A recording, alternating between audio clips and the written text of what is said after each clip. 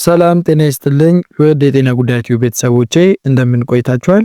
በዛሬው ቆይታችን እንግዲህ በብዙዎቻችን ዘንድ በቀላሉ እንደ ተራ ቁስለት የሚታየው ነገር ግን ከጀርባው አደገኛ የጤና እክሎችን ደብቆ የያዘውን የምላስ መቁሰል አስከፊ ገጽታዎችን በዝርዝር የምናይ ይሆናል። በምላሳችሁ ላይ የሚሰማችሁ መጠነኛ የህመም ስሜት ብቻ ሳይሆን ነገሮች ከቁጥጥር ውጪ ከመውጣታቸውና የውስጥ አካላችሁ ላይ ከፍተኛ ጉዳት ከመድረሱ በፊት ልታውቋቸው የሚገቡ እንደ መደንዘዝ፣ መጠንከርና የአንገት እብጠትን የመሰሉ አስከፊ ምልክቶችንና የሚያስከትሉትን ስቃይ በጥልቀት እንማማራለን። ክቡራትና ክቡራን፣ ይህ ዝግጅት ስለ ምላስ ጤንነትና ስለ ውስጣዊ ደዌያችሁ ያላችሁን ግንዛቤ ወደ ላቀ ደረጃ የሚያሻግርና ሰውነታችሁ በምላሳችሁ ላይ በሚያመጣቸው ምልክቶች አማካኝነት እየላከላችሁ ያለውን የጥንቃቄ ምልክት እንድትረዱ የሚያደርግ በመሆኑ እስከ ፍጻሜው አብራችሁኝ እንድትቆዩ በአክብሮት ተጋብዛችኋለሁ። ይህ ቪዲዮ ለእናንተም ሆነ ለምትወዱት ሰው ህይወት አድል ሊሆን ስለሚችል ላይክ በማድረግ ጀምሩ ትላለሁ። ወቅታዊና ጠቃሚ የጤና መረጃዎቼ ሁልጊዜም እንዲደርሷችሁ ደግሞ ሰብስክራይብ በማድረግ የቤተሰባችን አባል ሁኑ ላለሁኝ። አብራችሁኝ ቆዩ። ምላሳችሁ ላይ የሚወጣ ቁስለት ወይም የሚሰማችሁ የህመም ስሜት ሰውነታችሁ ውስጥ ያለውን የጤና ሁኔታ በዝርዝር የሚናገር ግልጽ ምልክት ተደርጎ ሊወሰድ ይችላል። ይህ ሁኔታ በሕክምናው ዓለም ግሎሳይቲስ ወይም የምላስ መቆጣት ተብሎ የሚጠራ ሲሆን ትርጉሙም ምላሳችሁ ተፈጥሯዊ ቀለሙንና ይዘቱን ሲያጣ ማለት ነው። በተለመደ ሁኔታ ምላሳችን ፓፒላ በሚባል ትናንሽ ነጥቦች የተሸፈነ ቢሆንም እነዚህ ነጥቦች ሲቆጡ ወይም ሲጠፉ ምላሳችን በጣም ስስ፣ ቀይና ለህመም የተጋለጠ ይሆናል። ይህ ለውጥ በድንገት የተከሰተ ቀላል ጭረት ሊሆን ቢችልም አብዛኛውን ጊዜ ግን ከሰውነታችሁ የውስጥ ክፍል የሚመነጭ ምልክት ነው።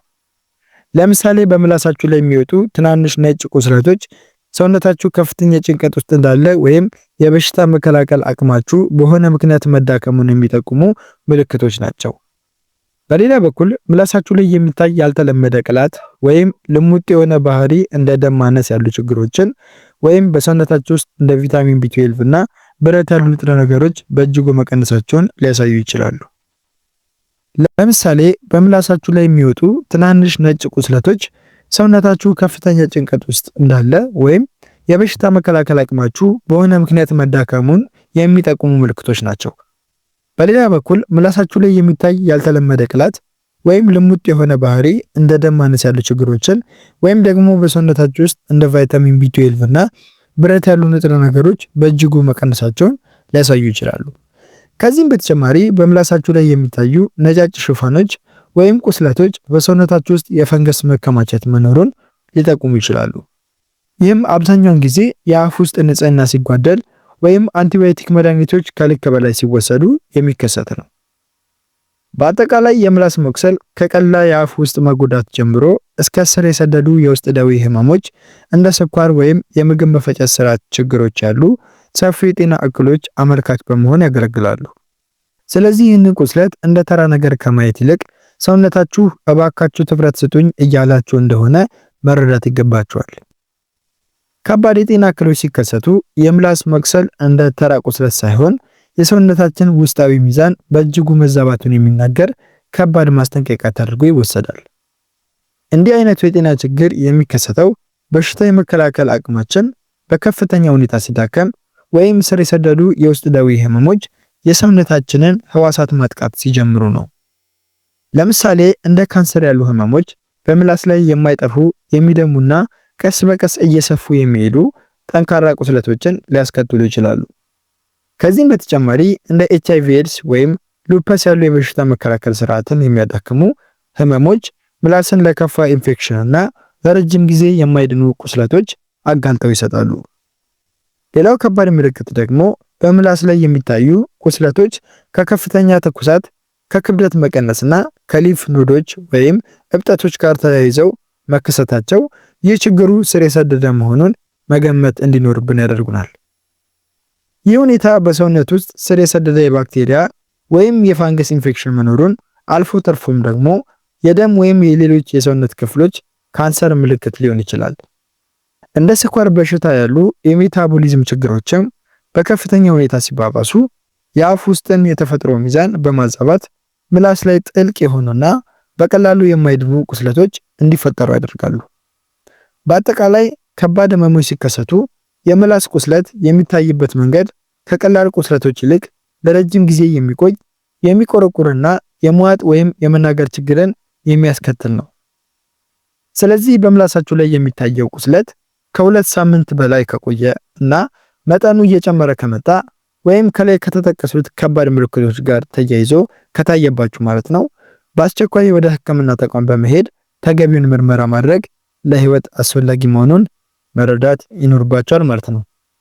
ምላሳችሁ ላይ የሚታይ ቁስለት ከባድ የጤና ችግር ምልክት ሊሆን የሚችልባቸውን መንገዶች በተመለከተ ደግሞ ሁኔታው በሰውነታችሁ ውስጥ ያለውን ጥልቅ የጤና መዛባት የሚያሳይ ግልጽ መረጃ ነው። እንዲህ አይነቱ የላቀ የምላስ መቁሰል አብዛኛውን ጊዜ ከቀላል ጭረት ወይም በሙቀት ከመቃጠል ባለፈ እንደ ካንሰር፣ የውስጥ ደዌ ወይም የሰውነት መከላከል አቅም መፈራረስን የመሳሰሉ ከባድ ችግሮችን ሊጠቁመን ይችላል።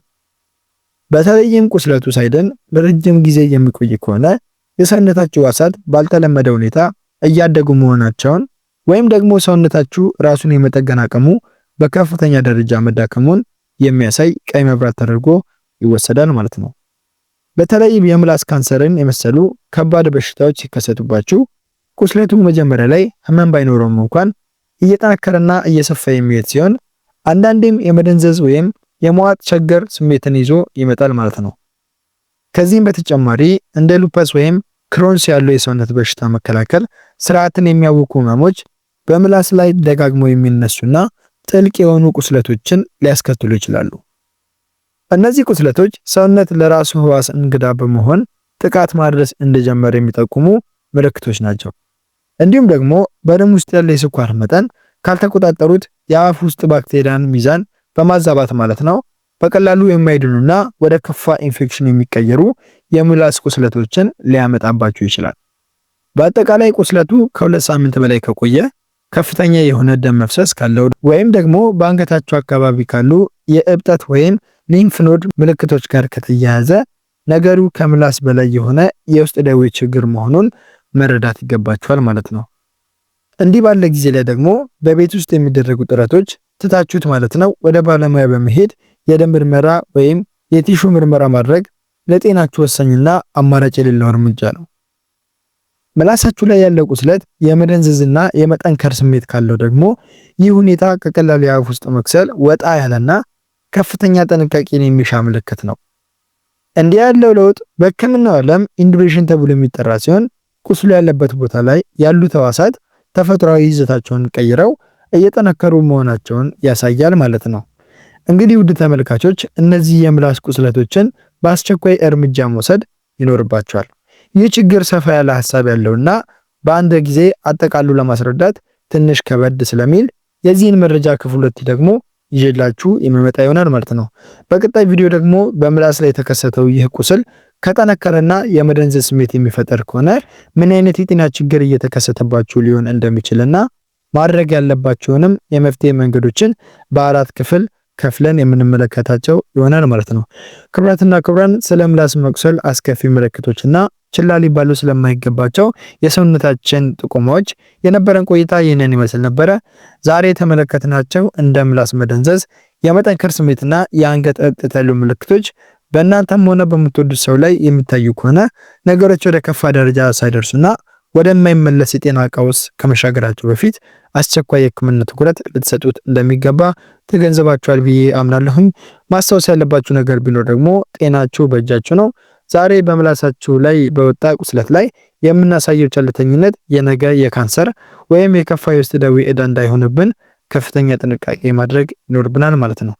በቪዲዮ ላይ ያላችሁን አስተያየት ወይም በምላሳችሁ ላይ የሚሰማችሁን ለየት ያለ ለውጥ እንዲሁም ደግሞ በሌላ ርዕሰ ጉዳይ እንድንወያይ የምትፈልጉት ጥያቄ ኮሜንት ላይ ጻፉልኝ። ሁሉንም በጥንቃቄ ማለብ ይሆናል ማለት ነው። ይህ መረጃ ለሌሎችም እንዲደርስና ብዙዎች ከዚህ አስከፊ የጤና ቀውስ እንዲጠነቀቁ ሼር ማድረጋችሁን እንዳትረሱ።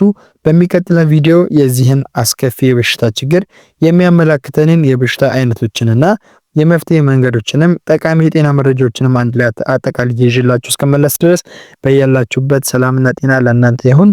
ሰላም ሁኑ።